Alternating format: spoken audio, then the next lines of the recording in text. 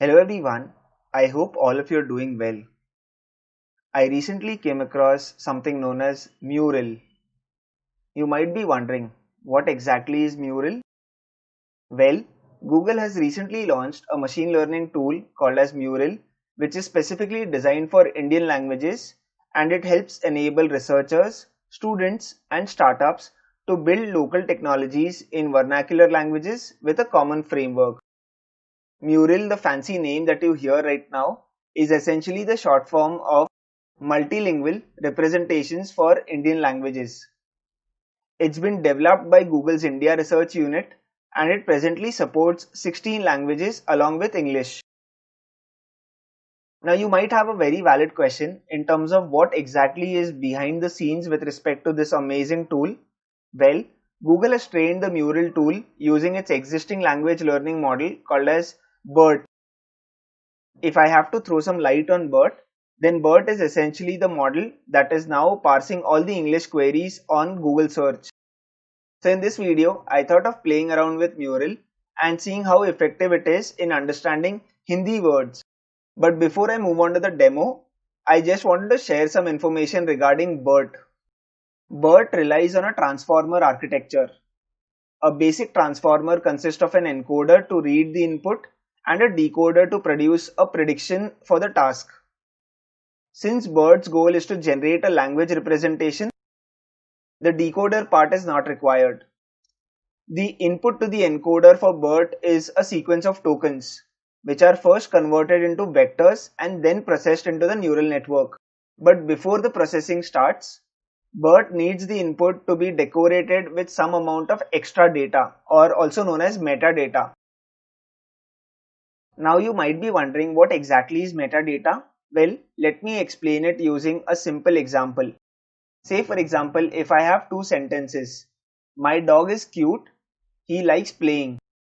So in order to encode these two sentences using BERT, there are three sets of tokens that I'll generate. The first would be token embeddings, the second would be segment embeddings, and the third would be possession embeddings. Token embeddings, essentially a CLS token is added to the input word at the beginning of the first sentence and a separator or an SEP token is inserted at the end of each sentence, which is what is clearly visible in the second row. You start off with the CLS token and you have two separator tokens. Next up, we have something called as segment embeddings. This is essentially a marker indicating whether it is sentence A, sentence B, or sentence C. So essentially it divides the sentences into multiple sentences. So that is where segment embeddings come into picture. The third piece is positional embeddings, where each character is given a position starting from 0. So that is something that you see in the last row of the representation. Now that I've shared some insights regarding BERT, let's move forward. But hey, hold on. Before I show you the magic of Mural, it would be super motivating if you can press the subscribe button and also press the bell icon to be notified for amazing videos on data science and machine learning. With that, let's kickstart the video. Let me kickstart the experiment on Mural by installing the necessary modules. So let me run this cell.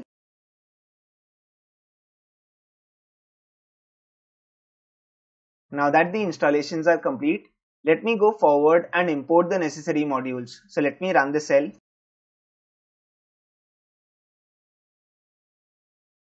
Let me start off by discussing about the first function, which is called as get_model. This function helps me download the model from TensorFlow Hub. Now the Mural model that I've been talking about so far has been open sourced on this amazing platform called as TF Hub. If you're not aware of what TF Hub is, then I've also created a video on it. I'll add the link to the video, that is the TF Hub video, in the description section of the video. Feel free to check it out. Now this function that we have here, that is get_model, accepts two inputs, the model URL and the maximum sequence length. The model URL specifies where the model has been hosted. So maximum sequence length is the maximum number of tokens that you can input at a time. Inside the function, the first variable that I have declared is something called as inputs. If you remember just from the discussion a couple of minutes back, BERT expects your inputs to be of three types. You have token embeddings, you have segment embeddings, and you have positional embeddings. So this is how the structure has been created, which kind of takes in all the three embeddings. And once I pass this input through the BERT model, I'll get my final representation. In this piece of code, I download the model and I also set it to trainable equal to true. Given the Mural model is trainable again, so that is why this option is valid for this particular model.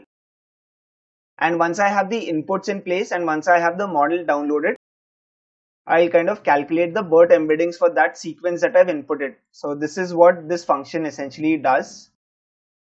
So let me quickly run this cell. I showed you the function definition. Now is the time to make the function call. So I first define a variable called as max underscore sequence underscore length and set it to a value equal to 128. And it is here that I'll now call the function that I just showed you, which is get underscore model. So let me run this cell. The process of downloading a model can take a while, so be patient.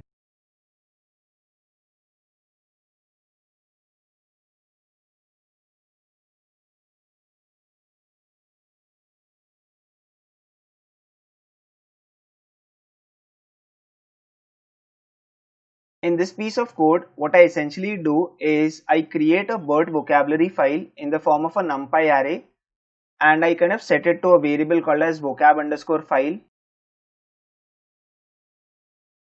I also create an instance of the class do underscore lower underscore case, and I save it into a variable called as do underscore lower underscore case. And finally, I create an instance of the full tokenizer and I save it into the tokenizer variable. Essentially, all of these are pre-processing steps that we'll require in order to convert our raw sentences into BERT acceptable format. So let me go forward and run this cell.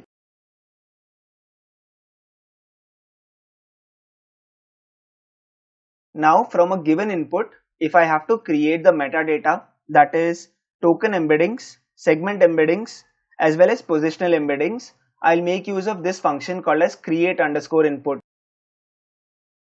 So starting off with a CLS string, ending it with a separator string, all of the logic that I just spoke about in the initial phase of the video is achieved using this function called as create underscore input. So let me go forward and run this cell.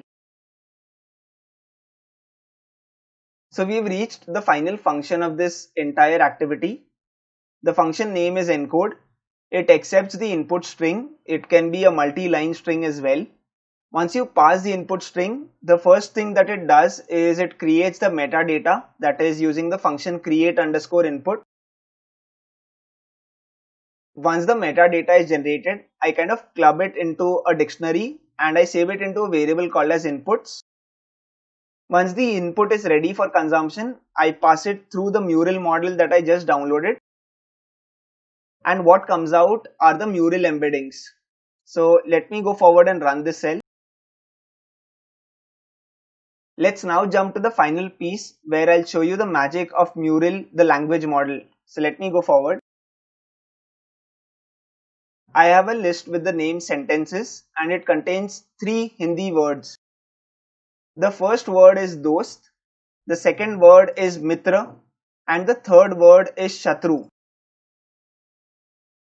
If I have to simplify it for all the viewers, then these 2 words mean friend and this word means enemy.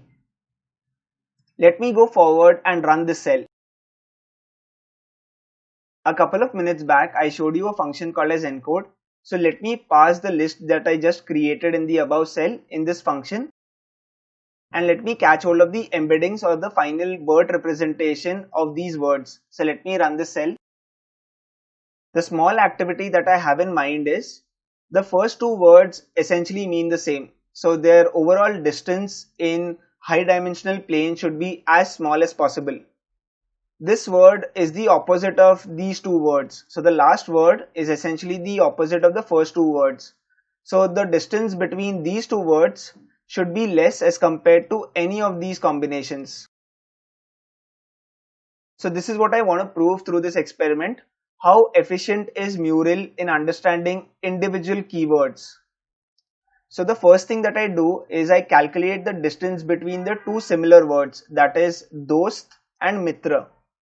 So let me go forward and run the cell.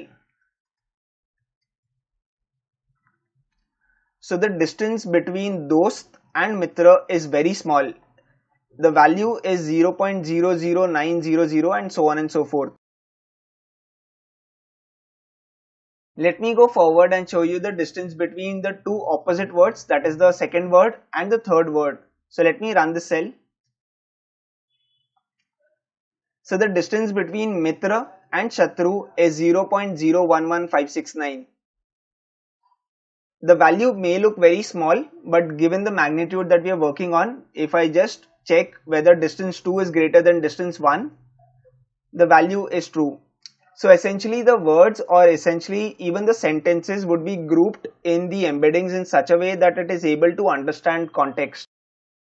BERT as a model is doing wonders when you look at the English language, because you have a rich corpus of documents that are available on the internet. But when it comes to languages like Hindi, there is very little data that is available out in the internet. So it is here that you can directly make use of this amazing model and start playing around with it. So this is all that I had in today's video. I wanted to give you a brief introduction of Mural. I hope you found this video informative. If you do like the content that I post on my channel, it would be really motivating if you can press the subscribe button and also press the bell icon to be notified for amazing videos on data science and machine learning. Thank you so much for watching this video.